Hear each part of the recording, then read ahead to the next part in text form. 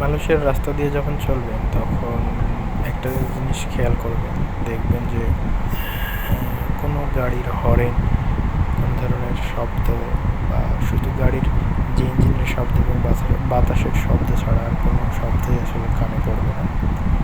বা রাস্তা দিয়ে যাওয়ার সময় দুই পাশে যে পাহাড়, পামেল গাছ, এগুলো চোখে পড়বে।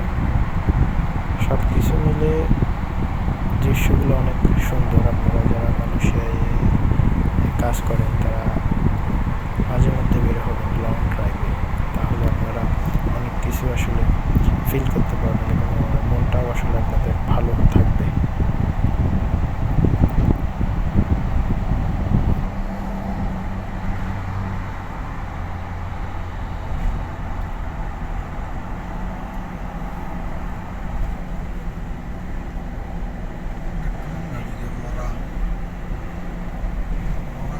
ইলেকট্রিক গাড়ি মনে হয় স্যার।